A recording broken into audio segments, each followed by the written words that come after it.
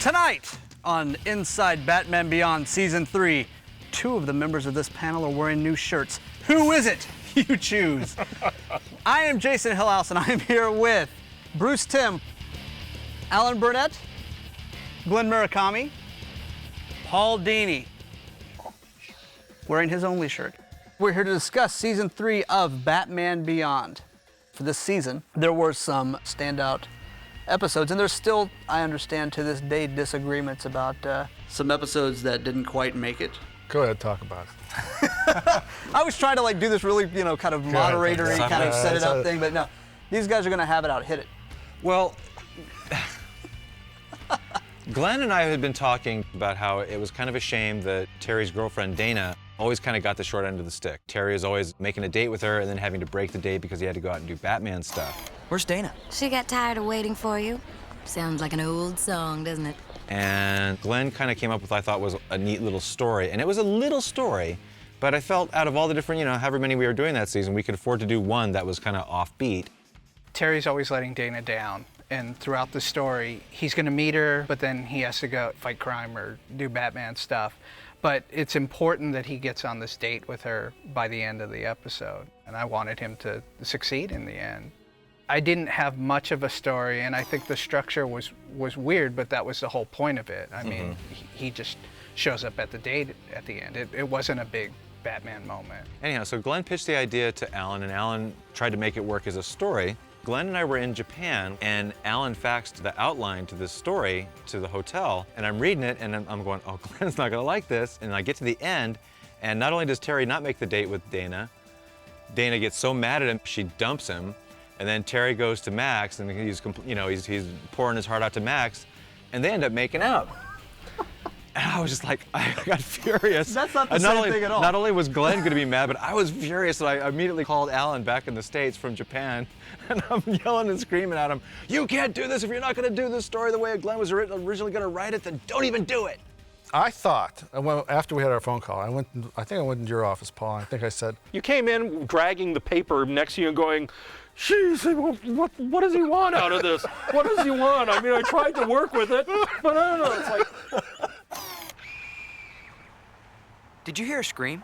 Hey, it's Gotham City. That's practically our theme song. You didn't think that she was a very decent character, and that was kind of our whole point, was that, yeah, she was kind of just the nagging girlfriend, and I thought that was kind of doing her a disservice. Well, there's two things that it appealed to me because it was be a surprise.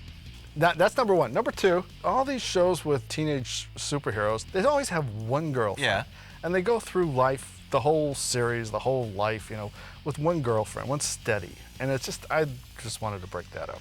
If he's going to break up with Dana, that's one thing, but to end up with Max on the rebound is wrong because Max was practically a guy.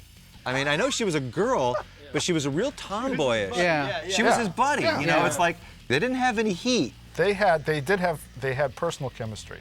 I had a different idea for 10, too. What was your idea for 10? When we see the Royal Flush Gang again, she's now queen. So Terry grabs 10, saying, I thought you were going to give this up, and then takes out the mask, and it's not her. That's the way I thought we can escalate the Royal Flush. Yeah, I did. And you guys just said, go away. They don't listen to you, do they? They don't. Yeah.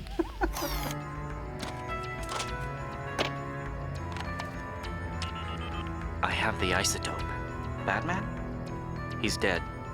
That was the problem we had a lot on those shows too, is that we would have like these mystery plots where it's like, okay, you didn't know who the villain was until the end of the show, but you only had, because it's only a 20-minute show, you only have two suspects, and it's obviously not going to be the one you're leading the audience to think it is, so it's obviously going to be the other guy.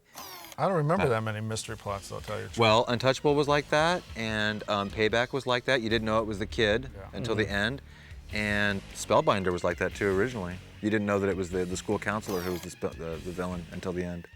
Does that kind of come with when you're going to do a quote-unquote Batman show? Does the mystery and detective element, like go into the filing cabinets with the flashlight and break in and do? He did stuff, like there wasn't entire Hardy Boys mysteries or something, but Terry investigated. I'm sitting here investigating people who have saved the world more times than I can count. I've considered them heroes my whole life. How can one of them be a traitor? It's impossible. Is that something, when you're doing those kind of stories, is it because it's Batman that you think or whatever, or is that just the way the story's kind of turned out? A good mystery story is very hard to write. You have to put in a lot of misdirection and a lot of, red herrings, and you want the audience very satisfied in, the conclusion almost to the end, and then you turn it on its heels, and then you hit them in the face with, whoa, I never saw that coming. And that's a satisfying mystery. And those are hard to write, and they're hard to write in 22 minutes, and they're hard to write visually. A lot of times mysteries work better on the page than they do when you're watching them. Sure. Terry was really more of a two-fisted character than somebody who sat down and puzzled through mysteries. He could do it when he had to, but that kind of worked against the premise of the show. I've watched him. I've studied him. He's proved his valor. His time has come, Bruce. What do you say? Well, I don't think it's my decision to make. The Justice League. My understanding is, with animated shows and things like that, it's not kind of your typical type of, we're going to end the show, you just keep making them and then you just stop, right? There wasn't ever any, hey, let's do 13 more and kind of wrap it up or anything like that. It was just...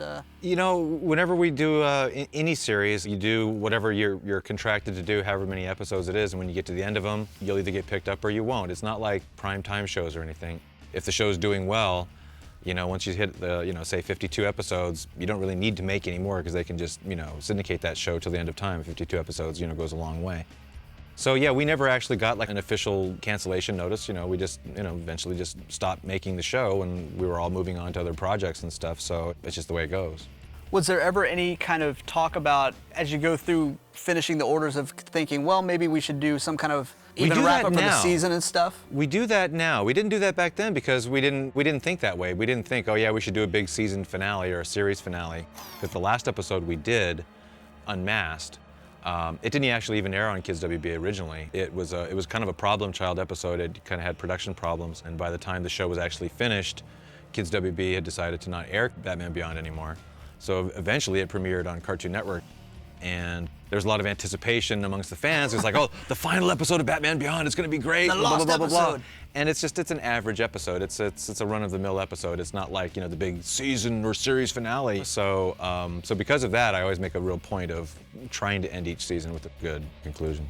Was there any thought of trying to go through and resolve some of the other characters other than Bruce and Barbara and whatever, but... We wanted to stay away from that stuff. It's the same way with like the villains. Mm-hmm. Yeah. We thought this was more Terry's show than Bruce's show, and we want to do something that the audience is not expecting rather than just what they're expecting. Except for having Terry make out with Max. Right, exactly. Shall we? After you.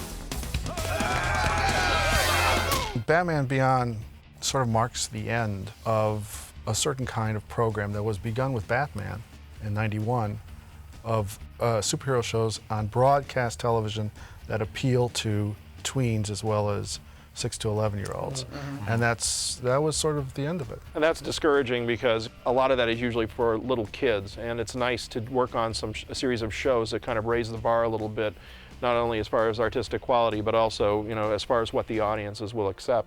And it was nice to, buck the trend for a while. This was kind of the end of this kind of collaboration of you four kind of going out on top moment. Everybody kind of went off and did other things. Went off on his own. Yeah. Well, nobody would listen to him. I mean, what do you expect the guy to do? Yeah. Yeah. Everybody kind of spun off into their own things, which is good. But you had a nice run of everything. Looking back at it, I don't know if I'd want to go back and do the series again, but I like the mythology that we all created, and I'd like to see that, exist in some way. I think it's a very valid, worthy continuation of the Batman mythos. Thank you guys again. I appreciate it. This is always a treat for me. I get to sit here and listen to some good stories, and we get to tape it for you to watch at home. Hope you enjoyed it as well. Thanks a lot. This is all for Batman Beyond. See ya.